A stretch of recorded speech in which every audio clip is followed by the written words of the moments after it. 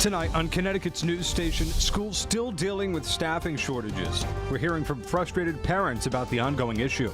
And 2 injured in a multi-home fire. Grabbed the quickest shoes I can throw on and got out. Tonight, residents saying they're lucky to be alive. Hot car dangers. What local leaders want to do to help keep kids safe as summer heads our way. Construction team assembled, building on the future in New London and doing it really fast. I'm Jim Altman. More ahead from New London on the Fox 61 News. Now at 6, this is Fox 61, Connecticut's news station.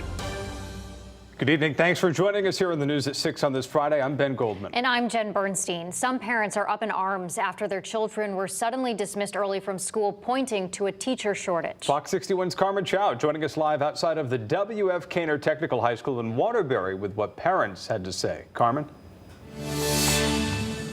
Ben and Jen, students weren't notified about the early dismissal until they arrived here at the school. And parents are worried it'll happen again, jeopardizing their children's education. I think we're failing our kids. Megan Panesi, a mother of a 15-year-old son who attends W.F. Kaner Technical High School in Waterbury, is frustrated.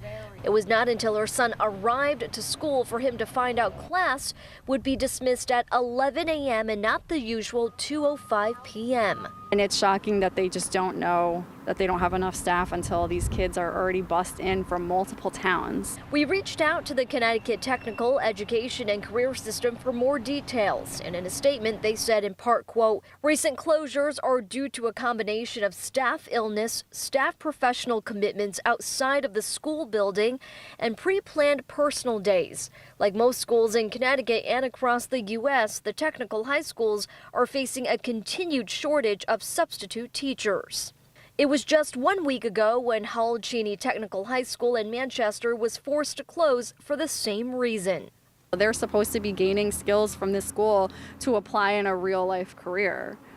And what are they doing if they're getting dismissed because there's no teachers? Freshman Bryce Coleman says even though it's nearing the end of the school year, his education is getting cut short. I probably lost a few hours, but not that much, I guess, because it only happened once so far. Bryce's father empathizes, saying his wife is a teacher who struggles as well. I just rolled my eyes like, here we go, the fun starts, and it's almost the end of the year, but it happens, you know, people could be a number of reasons, sick or issues at home. Now, the school did also tell me there is an ongoing effort to find more substitute teachers in technical schools throughout the state. I'm live in Waterbury. Carmen Chow, Fox 61, Connecticut's news station. Carmen, thank you.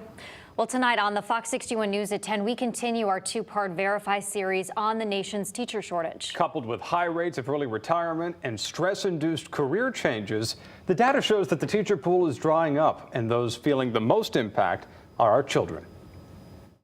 I mean, it's a crisis, in my opinion. It's not going to get better without taking some intentional steps to make it better. We explain the impact the teacher shortage has on our kids and what actions are being taken to help. You can watch The Burnout Equation, America's Teacher Shortage Crisis, tonight at 10, right here on Connecticut's news station. Well, new tonight, the NFL mourning the loss of an iconic player and activist. Hall of Fame running back Jim Brown passed away. The football legend died at the age of 87 years old in his Los Angeles home last night. The longtime Cleveland Browns star had a historic career, shattering the league's record books during his 9-year tenure. He led the Browns to their last NFL title in 1964 before retiring the next year and going to Hollywood to appear in more than 30 films. Brown was a longtime activist as well, fighting for equality for Black Americans and creating initiatives to help disadvantaged youth and former convicts. Well, Senator Richard Blumenthal introducing new legislation pushing for stronger technology he says will help prevent the tragic deaths of children left in hot cars. Fox 61's political reporter Emma Wolfhorst is live in Hartford. So, Emma, why is the senator introducing this proposal now? Well, Jen, Ben, he says now is the season. With spring here and summer right around the corner, temperatures are on the rise. Nationally, 33 children died due to heat stroke in cars in 2022. And so far this year in 2023, there have already been 4 deaths. Blumenthal telling me now is the time to strengthen federal protections. In 2014 in Ridgeville, Connecticut, my husband inadvertently forgot to take our son to daycare. He was not talking on the phone. He was not on a conference call. His habitual memory took over first perspective memory on that day after a hectic morning. That day, after hours in a hot car, Roger cites his 15-month-old son, Ben, passed away. I'm here to talk about prevention and to help other people. And Friday, she joined Senator Richard Blumenthal to do just that, as Blumenthal announced new legislation to make backseat detection technology a requirement for all new vehicles. It's not a crime to be absent-minded, but it ought to be uniform and mandatory, just like seatbelts and airbags to save children. Even on a cooler spring day, temperatures inside a car can reach nearly 100 degrees in just half an hour. Blumenthal says cars should be equipped with this detection technology, which would sound an alarm if a child was still in the back seat. If we're being honest with ourselves, we know how easy it is to have a close call in any number of ways. Sleep deprivation, stress, changes in routine, miscommunication. None of these answers changes the outcome once it's too late. But for Roger Seitz, she says this measure would have saved at least one life. I often look back and think, if our car had this proven technology in 2014, would Ben be alive today? And the answer is yes. This is not Blumenthal's first children in hot car safety legislation. His proposal, which requires vehicles to have an alert for drivers, reminding them to look in the rear seat when the engine has been turned off, passed back in 2021. I asked Blumenthal today about support. He tells me this new bill is getting bipartisan support. He's already talked to his colleagues about it ahead of introducing it next week. Live in Hartford, Emma Wolforst, Fox 61. Connecticut's news station. Emma, thank you. New tonight, Governor Lamont says that his nomination to fill the vacant seat on the Connecticut Supreme Court has withdrawn herself from consideration. Governor Lamont releasing a statement saying attorney Sandra Slack Glover would no longer be seeking a seat on the state Supreme Court. Glover has come under fire lately over her previous support for now Supreme Court Justice Amy Coney Barrett. Glover said she would not have signed a letter back in 2017 supporting Justice Barrett for a federal appeals court position if she knew that Barrett would later vote to overturn Roe v. Wade. Governor Lamont says that he will consider other candidates for the vacancy in the coming months. All right, turning to the weather right now, a very nice way to end the week, but we do have rain heading our way for the weekend. Just for half of it, but I'll tell you what, we need the rain, Rach, right? We do, for so many reasons.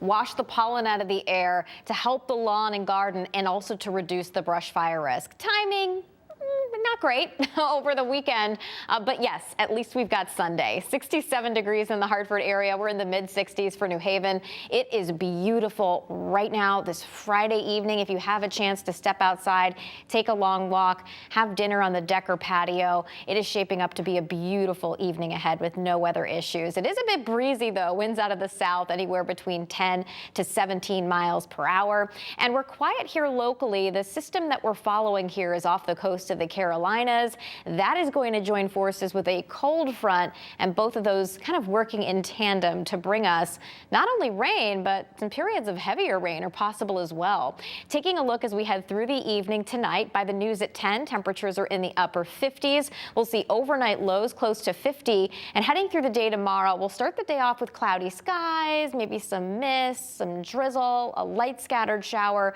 But as the day progresses, we'll increase our chances of seeing not only a steadier rain, but periods of heavier rain are possible as well, with highs in the mid-60s. There is a chance that some folks could get up to 1 to 3 inches of rain, where the heaviest ends up setting up. But Sunday, the sun will come back out. Your full forecast coming up.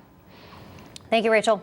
A body has been found in Quadic State Forest in Thompson. Police say they discovered the body of a man yesterday morning and are still trying to figure out who he is. They say there is no threat to the public, and officials believe this was an isolated incident. The incident does remain under investigation tonight. State police are investigating a swatting incident in Columbia. Police say they determined that the initial report was determined to be not credible. There's no threat to the public. The investigation is still going on.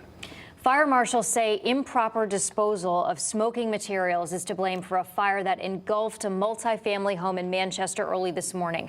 2 people were injured and 14 people are now without a place to live. Fox 61's Brooke Griffin spoke with a victim who tells us that he feels lucky to even be alive.